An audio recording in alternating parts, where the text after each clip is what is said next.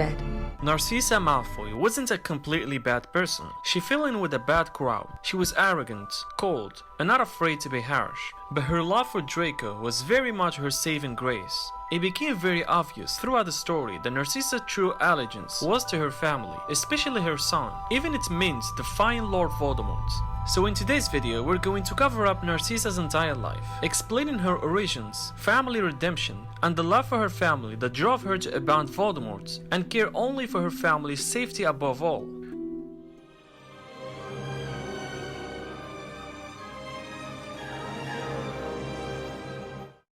Narcissa Black was born in 1955. She was the youngest daughter of Cygnus and Drowilla Black. Narcissa was brought up in the House of Black, where she had two older sisters, Bellatrix and Andromeda. The three girls are looking alike, but their path and thoughts were completely different, so each one of them would take a different road than the other. Narcissa was taught the philosophy of blood purity from a young age, and grew up prejudiced in favor of purebloods. Like her sister Bellatrix, she cut off contact with her sister Andromeda after she was disowned and burned off the Black family tree for marrying Muggle-born wizard Ted Tonks. Narcissa started her education at Hogwarts School of Witchcraft and Wizardry from 1966 to 1973. She was sorted into Slytherin House, like her two older sisters. While at Hogwarts, she met her future husband Lucius Malfoy. After graduating from Hogwarts, Narcissa married Lucius, who was just as wealthy and pureblood, inclined as the Black family Narcissa descended from. The Malfoys lived an excellent and richness life at Malfoy Manor, located in the southern English country of Wiltshire. Her husband introduced Narcissa to the lifestyle of the Death Eaters, although she never took the Dark Mark and never was officially a Death Eater herself. Narcissa believed in the importance of blood purity and supported her husband in following Lord Voldemort. The couple had one son, named Draco Malfoy. Narcissa continued her family tradition of naming children after stars and constellations, like her sisters Andromeda and Bellatrix. Narcissa adored her only child Draco and was very protective of him. Draco in return held his mother in great regard and became extremely angry if anyone insulted her. At the end of the First Wizarding War and Voldemort's fall in 1981, Narcissa's cousin Regulus Black was killed, while her older cousin Sirius and sister Bellatrix were both sentenced to Azkaban. However, her husband Lucius was able to avoid a similar fate by claiming that he had been under the effects of the Imperius Curse, and the Malfoys remained members of the social elite, enjoying close relationships with the Ministry of Magic officials such as the Minister of Magic himself. In privacy, however, they regretted the downfall of Voldemort, as they saw the purification of the wizarding race to have failed completely, regrets that they told their son not to reveal, afraid that it would bring their family trouble. When the time came for Draco Malfoy to begin school in 1991, Lucius Malfoy wanted him to attend Durmstrang Institute, which only admitted pure-blood and half-blood students and taught the dark arts, which closely mirrored the Malfoy family beliefs. Narcissa, however, insisted that Draco attend Hogwarts instead, so he would be closer to home, as Durmstrang was located in Northern Europe. She was very devoted to Draco, sending him sweets and cakes by owl every day during his first year at Hogwarts.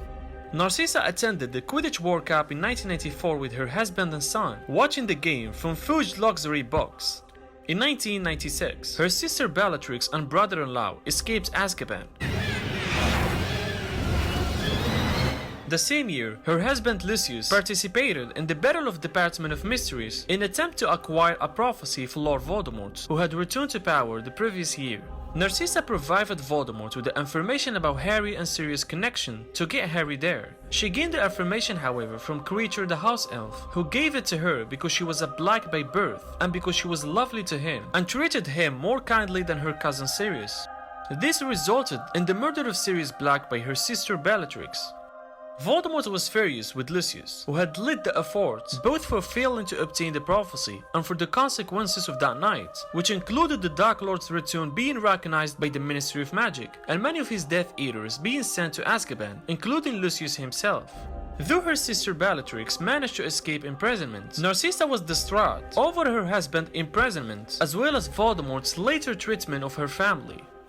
That summer, she ventured to Severus Snape's home at Spinner's End, accompanied by Bellatrix, to discuss Voldemort's orders for Draco to murder Hogwarts headmaster Albus Dumbledore. Narcissa was out of control that her son Draco was being sent on a suicide mission to punish Lucius for his numerous failures. She became ruthless, desperate, and determined to do anything to save her son, even if that meant revealing information about Voldemort's secret mission.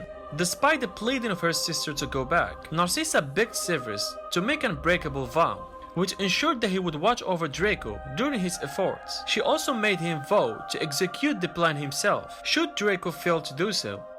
Later that year, Narcissa went shopping for school supplies with Draco in Diagon Alley, where she had a confrontation with Harry and his friends. He mocked her about Lucius' imprisonment, and she responded by indicating to the recent death of his godfather. After that, she departed with her son from there. Narcissa disliked Harry, Ron and Hermione so much because she held them responsible for her husband's capture and imprisonment. The purpose of coming there were also for completing the mission of Draco.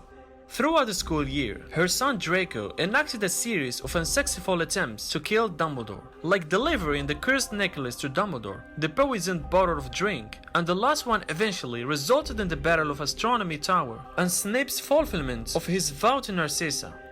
By 1997, Malfoy Manor was being used as a headquarters for Voldemort. A meeting of Lord Voldemort's inner circle was held there. The Malfoys was extremely uncomfortable with the arrangements, despite their claims that nothing would please them more than to host the Dark Lord. It seemed that they would have been honored when Voldemort chose their manor, but neither Narcissa nor Lucius seemed very happy about it. After Lord Voldemort asked for a borrowed wand, Narcissa told her husband to agree giving his wand to Voldemort. It was soon broken in the Battle of Seven Portals. When Harry, Ron and Hermione were caught by a group of snatchers, they were brought to Malfoy Manor. Narcissa called on her son to identify the prisoners and recognized Hermione. Narcissa clashed with her sister over who had authority in her home, and therefore over the prisoners held in her cellar. All the prisoners escaped, however, while Harry and Ron went to save Hermione from Bellatrix, who had used the Cruciatus Curse to torture her with. Later in the brave duel that followed, Narcissa was shocked to see her family's former house elf Dobby openly standing against them, but unfortunately he was murdered by Bellatrix as the group escaped the manor, who died in Harry's arms at Shale Cottage. Harry Potter. After their escape, the Malfoys and Bellatrix were severely punished by Voldemort and were confined to the manor. By the beginning of the Battle of Hogwarts, Narcissa had given her son Draco her wand to use instead of his own stolen wand, leaving both herself and her husband wandless. She was also present when Lord Voldemort interrogated and murdered goblins in a fit of anger after learning of Harry's Gringotts breaking and taking one of his Horcruxes. Towards the beginning of the battle, Draco lost his mother's wand in the Room of Requirements, leaving it to be burned by Crabbe's faint fire. During the final phase of the battle, Voldemort attempted to kill Harry Potter in the Forbidden Forest using the Killing Curse.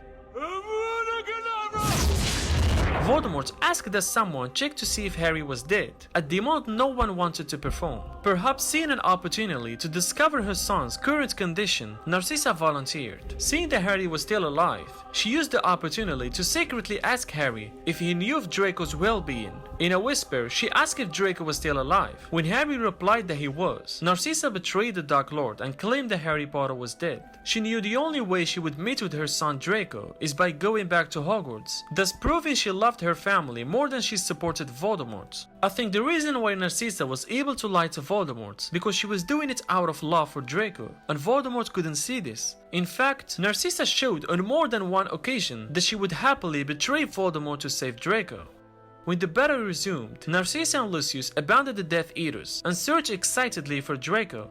The family was present for Bellatrix's death at the hands of Molly Weasley, and for Harry Potter's final defeat of Lord Voldemort, thus ending the Second Wizarding War. After the battle, Narcissa, Lucius and Draco sat in the Grey Hall during the celebrations, looking unsure that they belonged there. They seemed uncomfortable with their predicament, but didn't leave.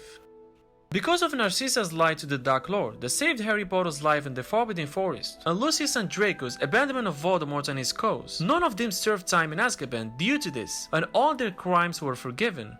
Narcissa would eventually become a grandmother to Scorpius Malfoy after Draco married Australia Greengrass. Narcissa may have been many things. She was cruel and happy to watch her family return to Lord Voldemort's side as he rose again, but she was also self-sacrificing. She loved her son and husband, and she thought nothing of putting herself in danger to protect them. Most of Narcissa's actions can be traced to her desire to protect her family at all costs. How different were Narcissa Malfoy to Molly Weasley or Lily Potter? In the end, she put love first. Although she wasn't an obvious hero, she did the right thing in the moments that mattered most.